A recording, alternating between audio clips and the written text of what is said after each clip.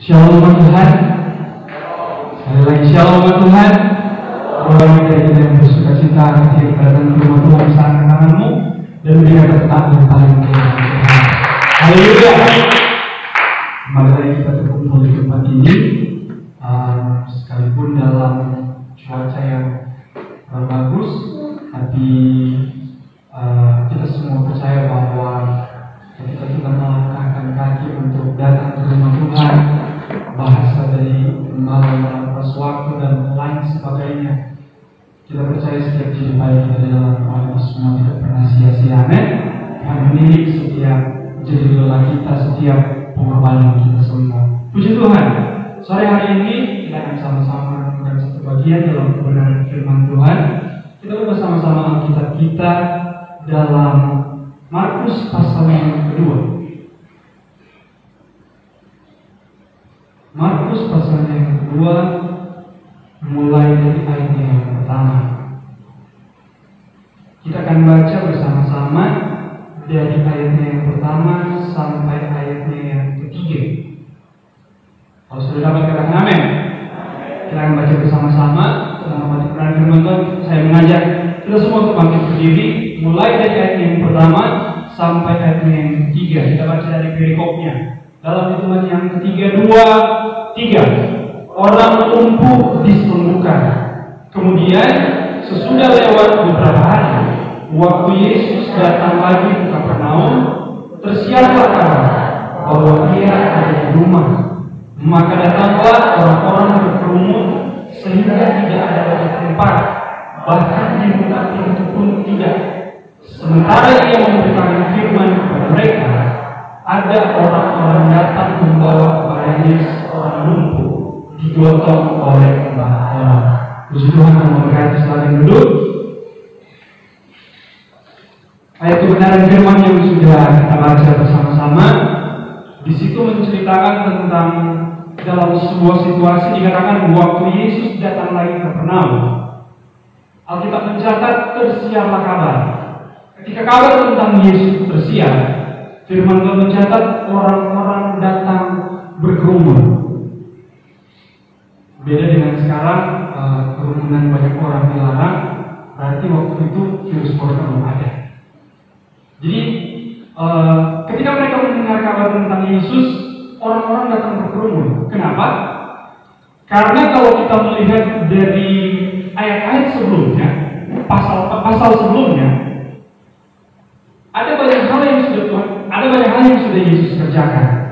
Perikop di pasal sebelumnya, Yesus menyembuhkan seorang yang sakit kusta. Yesus mengajar di kota-kota lain. Yesus menyembuhkan ibu mertua Petrus dan orang-orang lain. Artinya sebelumnya Yesus sudah melakukan mujizat demi mujizat. Ada banyak hal yang luar biasa yang sudah Yesus kerjakan. Dan ketika dia datang ke Kapernaum, firman Tuhan mencatat tersiarlah kabar. Orang-orang datang pada waktu itu. Apa tujuan mereka? Untuk mereka disembuhkan dari sakit mereka, dari penyakit mereka. Ada begitu banyak orang datang di situ karena kabar tentang Yesus itu sudah tersiar. Nah, lebih khusus lagi Alkitab mencatat dikatakan seperti ini. Sementara ia memberitakan firman kepada mereka, ada orang-orang datang membawa kepadanya seorang lumpuh digotong oleh 4 orang. Secara khusus pasal 2 ini menceritakan tentang bagaimana orang yang lumpuh ini disembuhkan, orang yang memang tidak bisa berjalan. Ayat-ayat setelahnya menjelaskan tentang bagaimana orang lumpuh ini dia mengalami mujizat Tuhan, dia sembuh di sini.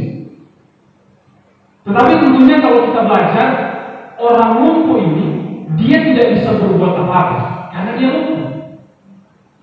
Apalagi kalau kita melihat penggambaran cerita dari pasal 2 ini, ayat yang keempat dikatakan seperti ini. Tetapi mereka tidak dapat membawanya kepadanya karena orang banyak itu. Lalu mereka membuka atap yang di atasnya. Sesudah terbuka, mereka menurunkan tilam, tempat orang lumpuh itu terbalik. Jadi orang lumpuh ini dia tidak bisa berbuat apa-apa, tapi dia digotong oleh 4 orang. Berarti dengan kata lain kita bisa merenungkan kebenaran firman Tuhan ini. Cerita ini, situasi yang Yesus yang digambarkan oleh Allah, tanpa keempat orang ini, orang lumpuh ini akan bisa berbuat apa? Pertanyaannya, mustahilkah Yesus bisa menyembuhkan orang lumpuh ini sekalipun dia ada di rumah? Tidak mustahil. Yesus bisa menyembuhkan dari mana saja, kapan saja, terserah Yesus. Bisa Yesus menyembuhkan dari mana Yesus ada, dan dia mungkin ada di rumahnya dengan jarak sekian kilometer. Tapi tentunya ketika Alkitab menggambarkan situasinya seperti itu, ada satu perenungan, ada satu pembelajaran yang bisa kita ambil khusus dari orang lumpuh ini. Tapi tentunya seperti yang saya katakan tadi, orang lumpuh ini karena memang dia lumpuh, tidak bisa berbuat apa-apa. Secara khusus saya mau sorot, kita mau sama-sama belajar tentang bagaimana dari keempat orang ini yang mereka berusaha membawa orang lumpuh ini. Tidak dijelaskan apakah itu keluarga dekat, atau kerabat, atau teman, atau lain sebagainya. Tetapi yang bisa kita lihat dalam kebenaran firman Tuhan, keempat orang ini mereka berusaha membawa orang lumpuh ini. Orang lumpuh ini bisa sembuh, tapi kita melihat tentang bagaimana keempat orang ini mereka berusaha. Ayat 4 dikatakan, karena orang banyak berkerumun, mereka harus membuka atap. Membuka atap, menurunkan tilang tepat di depan Yesus, supaya Yesus bisa lihat, supaya Yesus bisa menyembuhkannya. Dan memang Yesus menyembuhkannya. Tetapi dari kisah ini kita melihat bagaimana usaha dari keempat orang ini. Mereka berusaha untuk membuka atap, menurunkan tilang, alat-alat yang lain mungkin yang mereka perlukan, ada tali mungkin. Karena memang orang lumpuh ini tidak bisa berbuat apa-apa. Tetapi keempat orang ini dengan segala cara, dengan segala akal mereka berusaha. Apalagi kalau kita belajar rumah-rumah di model rumah di zaman waktu Yesus ini bukan sama seperti sekarang. Model-model yang dulu, kalau kita mungkin melihat film tentang Tuhan Yesus, dokumenter tentang Tuhan Yesus, The Passion of the Christ, dan lain sebagainya, di situ kita bisa melihat penggambaran tentang model-model rumah dari zaman dulu. Nah, kita melihat tentang bagaimana keempat orang ini mereka berusaha. Ketika berbicara mengenai keempat orang dan melihat usaha mereka untuk mereka menurunkan orang lumpuh ini, itu bukan sesuatu yang mudah, itu bukan sesuatu yang gampang. Mereka harus menyatukan pikiran mereka harus menyatukan akal mereka. Bisa dibayangkan kalau yang satu mau ini, enggak, bukan di jendela saja. Yang satu bilang, oh enggak, pintu depan. Nanti orang-orang itu kita suruh minggir sedikit. Tiba-tiba yang satu datang, enggak, atap saja. Itu cara paling cepat. Yang satu bilang apa? Tunggu saja, tunggu Yesus keluar. Bayangkan kalau keempat orang ini semua punya pikiran yang berbeda. Kapan orang lumpuh ini bisa ada tepat di depan Yesus? Kapan orang ini bisa bertemu dengan Yesus? Kapan orang lumpuh ini bisa mengalami mujizat Tuhan?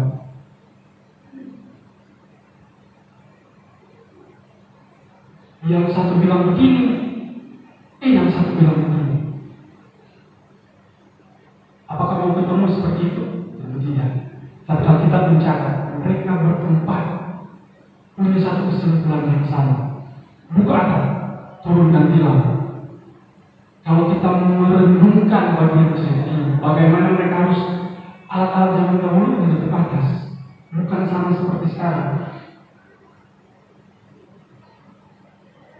Entah bagaimana cara mereka menurunkan dengan tali mungkin, karena sudah di bagian atap. Tahan. Oh, yang satu pakai tali mungkin, mereka berusaha. Pokoknya tujuannya apa? Orang lumpuh ini tepat di depan Yesus. Itu saja.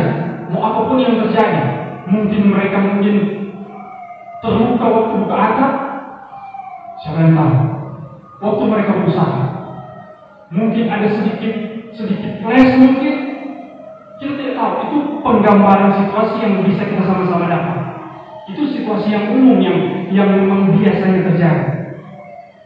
Waktu mereka ambil tangga mungkin, dan lain sebagainya. Bayangkan, membawa orang lumpuh ini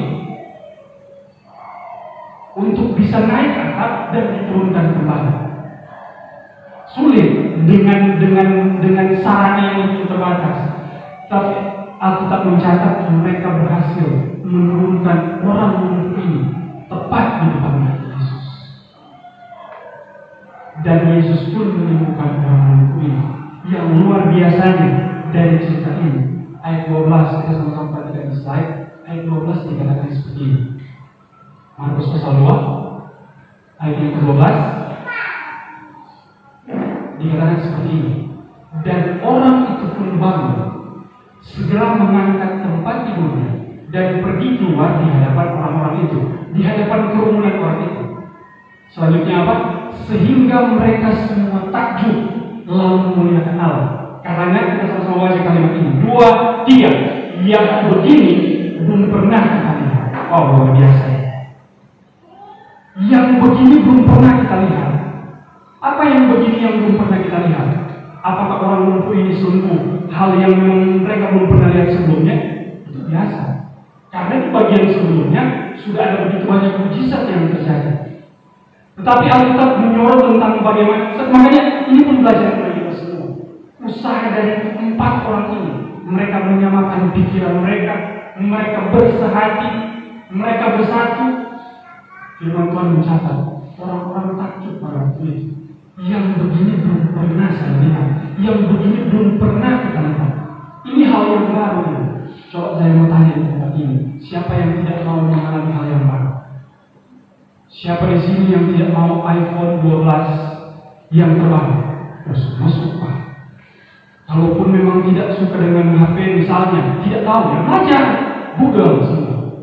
Karena memang mau dapat hal yang baru. Saling seperti itu. Karena memang mau dapat hal yang baru. Artinya begini, hal yang baru itu semua orang suka, tidak ada orang yang tidak suka. Normalnya seperti itu. Yang terjadi di waktu itu, orang-orang tidak akan takjub lalu memuliakan Allah. Katanya, yang begini belum pernah kita lihat. Diawali dengan apa? Bersatunya 4 orang ini, yang mereka berusaha, yang mereka menyamakan pendapat mereka, yang mereka menyamakan pikiran mereka, menyamakan hati mereka dan lain sebagainya. Mereka semua bersatu. Pokoknya orang lumpuh ini harus ada tepat di depan Yesus. Dan sesuatu terjadi berarti, mujizat terjadi. Bahkan orang-orang yang akan takjub lalu memuliakan Allah. Yang begini belum pernah kita lihat. Itu luar biasa.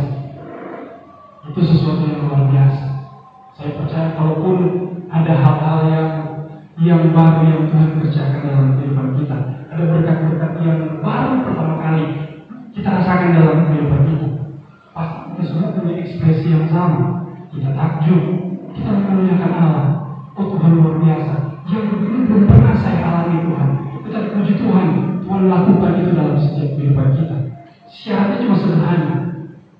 Bagaimana kita sama seperti 4 orang tadi. Apalagi kita berbicara mengenai kita dalam sebuah kelompok. Persatuan itu paling penting.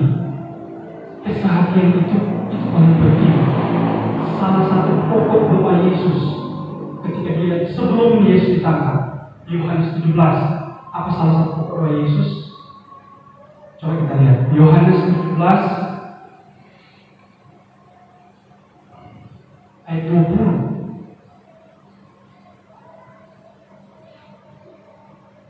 Ya, dan bukan untuk mereka ini saja aku berdoa. Di situ Yesus berdoa bagi murid-muridnya. Pasal 18, Yesus ditangkap. Tapi sebelum Yesus ditangkap, dia berdoa bagi murid-muridnya. Dan bukan untuk mereka ini saja aku berdoa. Bukan cuma untuk murid-murid, tetapi juga untuk orang-orang yang percaya kepadaku oleh pemberitaan mereka. 21. Ayat 21. Supaya mereka semua menjadi apa? Menjadi satu.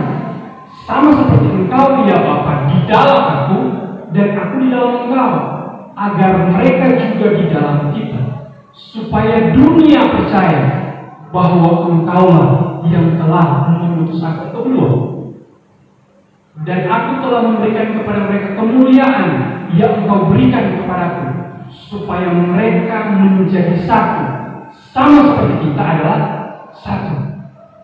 Pokok doa Yesus sebelum dia ditambah, jadikan mereka satu, sama seperti aku dan engkau Bapa adalah satu. Kesatuan itu kerinduan Tuhan. Amin, jemaat Tuhan. Kesatuan itu panggilan Tuhan. Itu kalau bicara kerinduan itu hal yang lebih dalam daripada sebuah keinginan yang bisa saya gambarkan seperti itu. Terus saya rindu dengan hal ini, mungkin seperti itu. Itu berbicara mengenai sesuatu yang lebih dalam daripada hanya sekedar saya suka hal itu dan lain sebagainya. Yesus sampai berdoa, jadikan mereka satu, sama seperti aku dan engkau. Itu doa Yesus. Makanya kesatuan itu paling penting dalam kehidupan kita. Apalagi kita berbicara mengenai kita adalah dalam satu komunitas, satu kelompok yang terdiri dari berbagai macam pemikiran dan lain sebagainya. Apalagi lusa ada proyek yang Tuhan yang jemaat Tuhan, jemaat GBI Eklesia Negeri Sorong akan kerjakan. Kita akan berpesta iman, sukacita rohani, memperingati kelahiran Yesus Kristus. Poin paling penting adalah bagaimana kita menjadi satu. Kalau kita menjadi satu, ingat ada hal yang luar biasa yang akan terjadi. Lidi yang satu tidak akan pernah membereskan, membersihkan hal yang luas ini. Tidak bisa. Tapi kalau lidi itu terkumpul di tangan pastor yang rajin, pasti halaman ini akan bersih. Gereja ini akan bersih. Kira-kira mungkin seperti itu penggambaran. Betapa pentingnya kesatuan itu jemaat Tuhan. Di mana-mana, bahkan dunia pun menuntut hal yang sama. Bicara masalah persatuan, bicara masalah kesatuan. Nah, kita akan melihat sama-sama di sini tentang akibatnya ketika kita tidak bersatu. Kita buka sama-sama Alkitab kita dalam 1 Raja-Raja pasal yang ke-15. Kita buka sama-sama Alkitab kita 1 Raja-Raja pasal yang ke-15.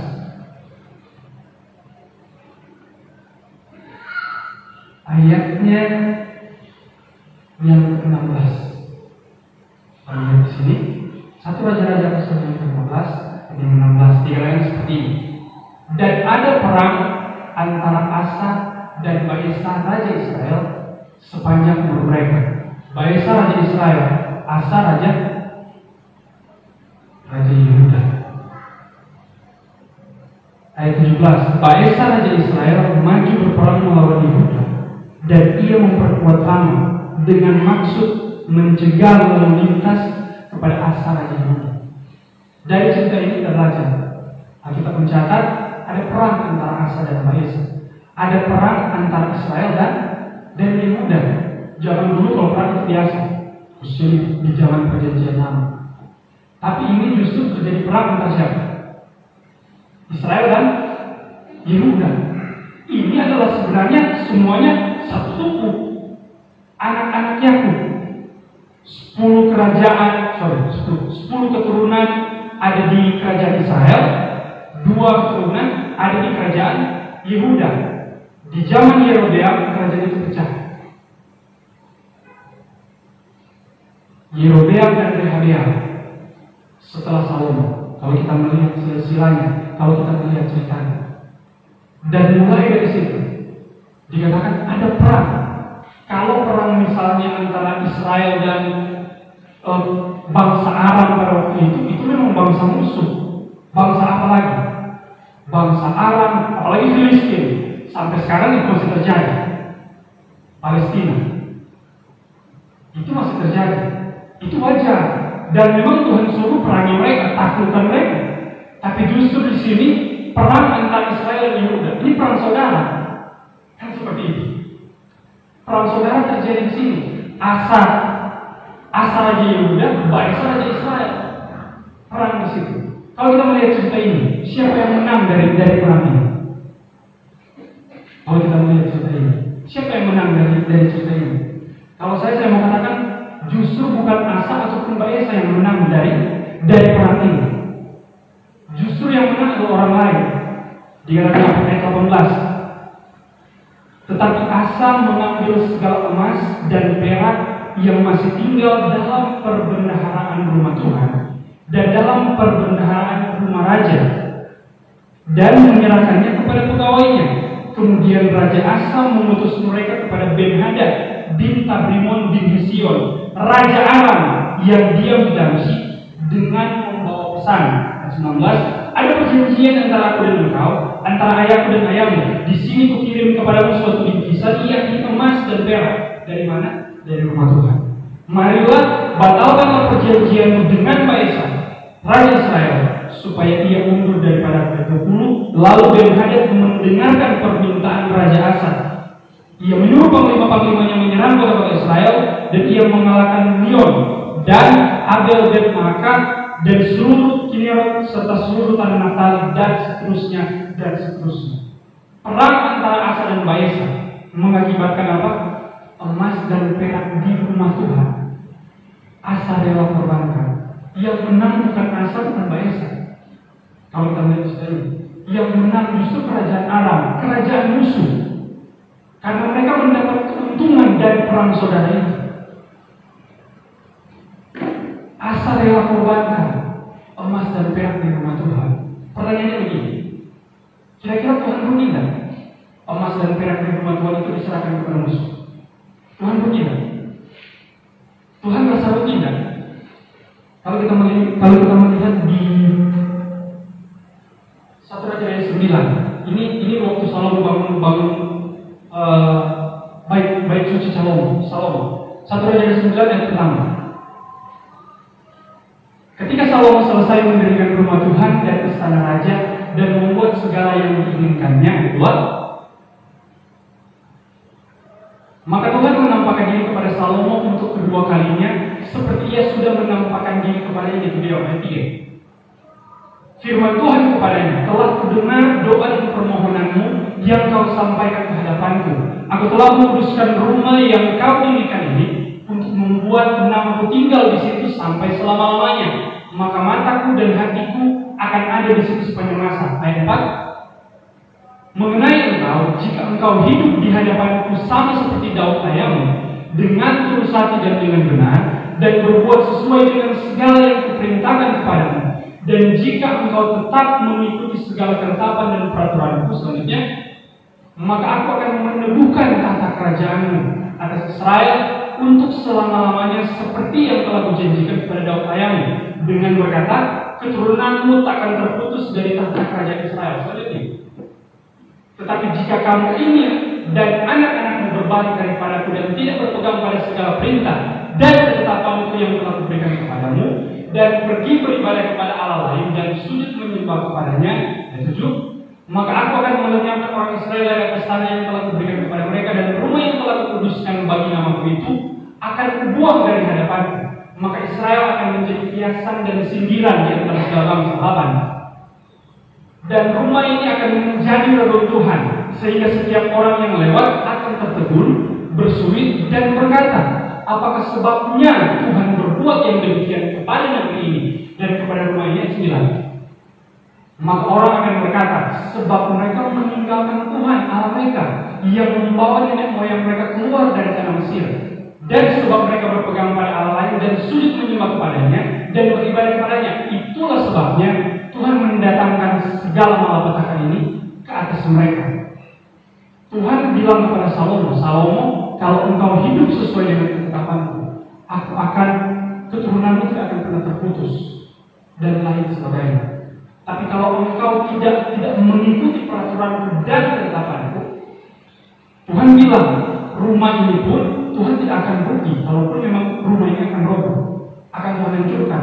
Sekalipun orang bersulit di dalam sini, kan? Orang tertegun karena memang bait suci yang Salomo bangun itu bait suci yang luar biasa. Kalau mau pernah ada satu penelitian yang merupiahkan itu, saya sudah tahu, tidak hafal berapa kalau mau dihitung dengan kurs rupiah sekarang atau mata uang sekarang, luar biasa. Daud dia sediakan emas dan lain sebagainya. Tapi Tuhan bilang, tidak masalah, seperti itu bahasanya. Bahkan walaupun rumah ini jadi rumah Tuhan, bukan karena engkau yang tidak menghargai ketetapan, kira-kira seperti itu. Artinya begini, Tuhan tidak merasa rugi sekalipun rumah itu jadi rumah Tuhan. Yang Tuhan mau, Salomo kira-kira seperti itu. Kamu menghargai ketetapanku, mengikuti peraturanku, itu maunya Tuhan, itu perinduannya Tuhan. Buat rumah ini kalau pun jadi rumah Tuhan, Tuhan tidak rugi. Yang salah kamu. Kalau bahasanya seperti itu. Artinya, kalaupun kekayaan rumah Tuhan itu dia diambil orang, diberikan kepada musuh, Tuhan tidak rugi. Yang rugi justru Asa pada waktu itu. Makanya saya mengatakan dari cerita Asa dan Baesa, yang rugi bukan Tuhan. Tuhan akan pernah rugi. 1 rupiah pun kekayaan Tuhan tidak berkurang. Kalaupun kekayaan emas dan perak itu diberikan kepada musuh. Toh yang menyesal juga pasti Asa, karena kekayaan itu diberikan kepada orang lain. Tuhan tidak rugi. Itu justru membuktikan, oh ternyata mereka tidak benar-benar kepada Tuhan. Tuhan yang perlu menjawab. Orang akan berkata karena mereka meninggalkan Tuhan pada mereka. Itu justru bukan menjadi satu bukti bagi Tuhan. Tuhan tahu, tapi jadi satu pembuktian bagi orang lain. Oh ternyata tidak benar-benar kepada Tuhan. Itu kan seperti itu yang Tuhan bilang. Karena tidak menghargai Tuhan, tidak dengar apa kata Tuhan. Itu yang Tuhan bilang. Perang saudara tidak bersatunya Asa dan Baesa, justru melahirkan kerugian. Emas dan perak di rumah Tuhan diberikan kepada musuh.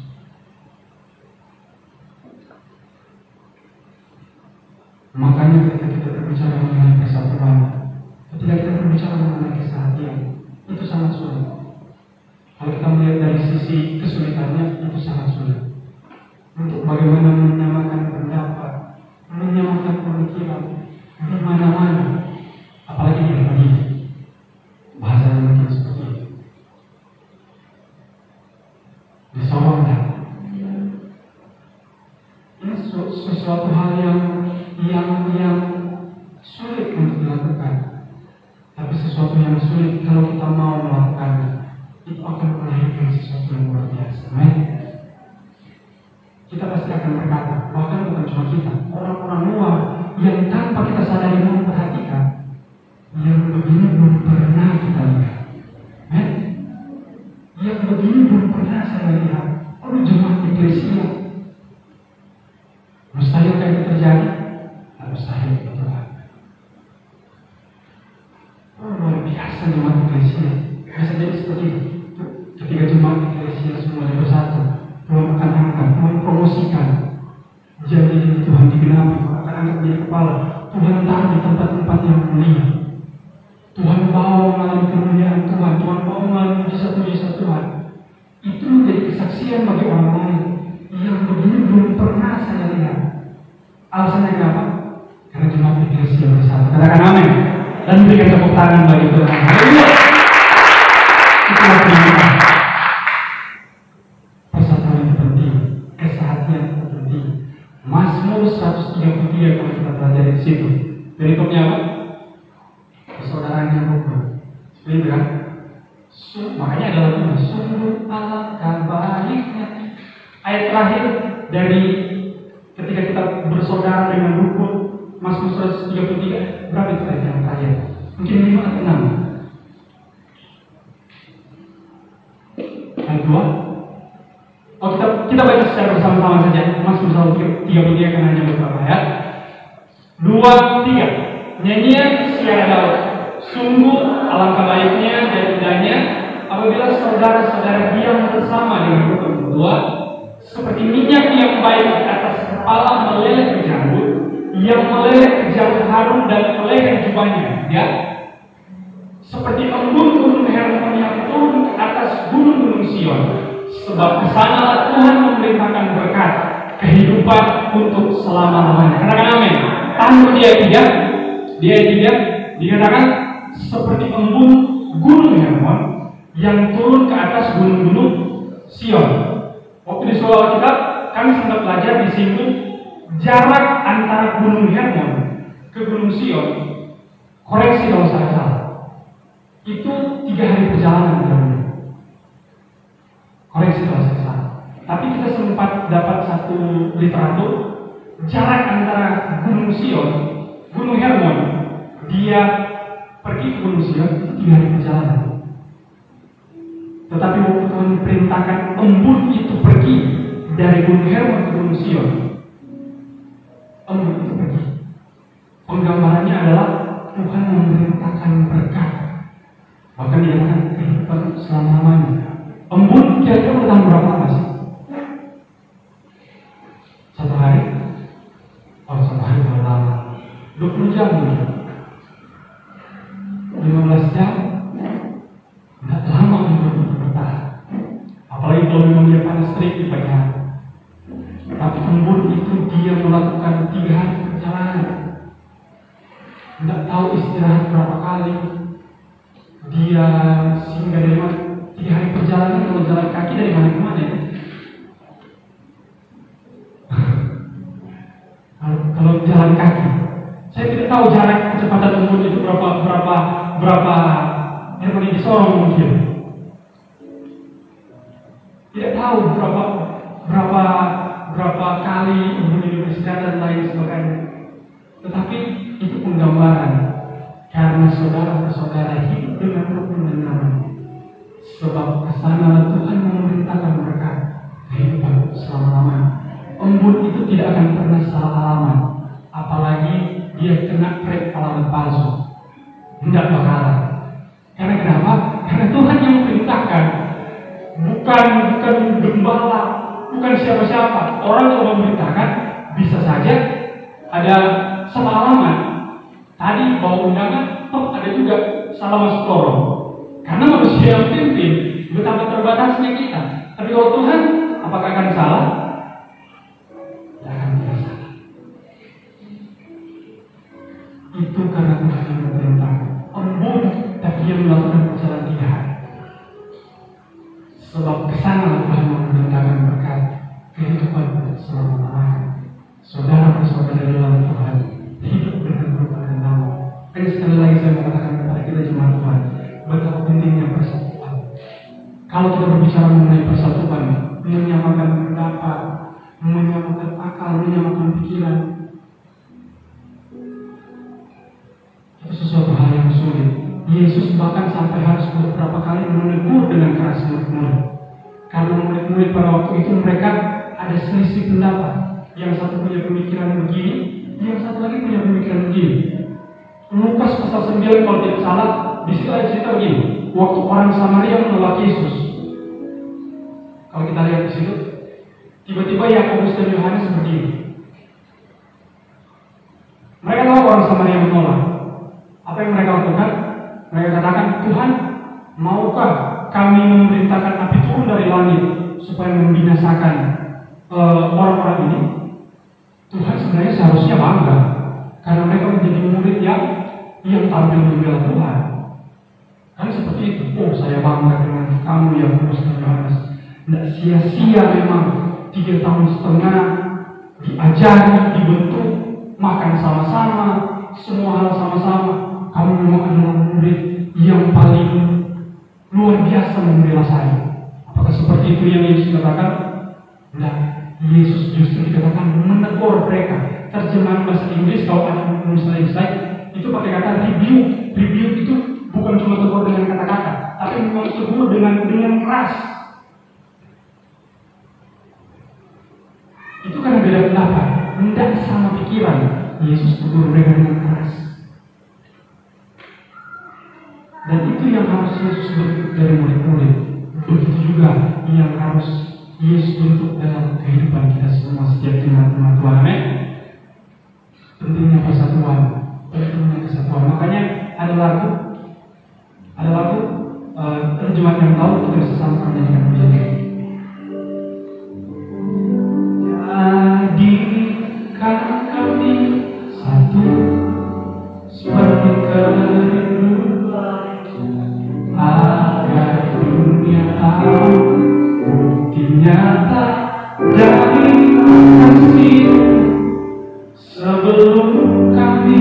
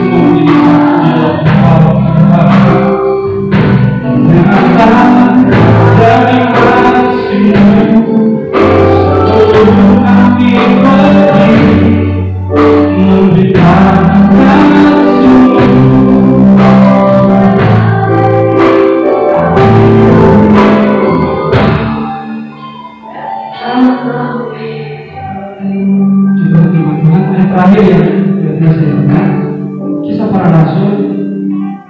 Kita baca bersama-sama yang ini. Kisah Para Rasul pasalnya yang kedua, ayat yang ke-41.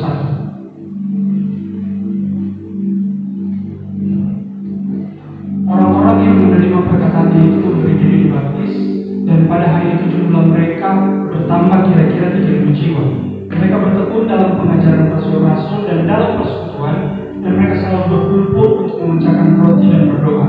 Maka ketakutanlah mereka semua, sedang rasul-rasul itu mengadakan banyak mujizat dan tanda, dan semua orang yang telah menjadi percaya tetap bersatu, dan segala keperluan mereka adalah kepunyaan bersama, dan selalu ada dari mereka yang menjual harta miliknya, lalu membagi-bagikannya kepada semua orang sesuai dengan keperluan masing-masing. Perhatikan ayat 46. Dengan bertekun dan dengan sehati mereka berkumpul tiap-tiap hari dalam bait Allah. Mereka memecahkan roti di rumah masing-masing secara bergilir dan makan bersama-sama dengan gembira dan dengan tulus hati sambil memuji Allah, dan mereka disukai semua orang, dan tiap-tiap hari Tuhan menambahkan jumlah mereka dengan orang yang diselamatkan. Poin dari sini adalah ketiga. Perikopnya cara hidup jemaat yang pertama. Cara hidup jemaat yang pertama, mereka bertekun dan sehati. Kalimat terakhir dikatakan, dan tiap-tiap hari Tuhan menambahkan jumlah mereka dengan orang yang diselamatkan. 3.000 cuma angka awal, dan itu membuat jemaat bertekun dengan sehati. Apa yang terjadi selanjutnya? Tuhan menambah jumlah mereka dengan orang-orang yang diselamatkan. Bahasa di Markus 2 tadi, yang begini belum pernah kita lihat. Menjadi doa kita semua.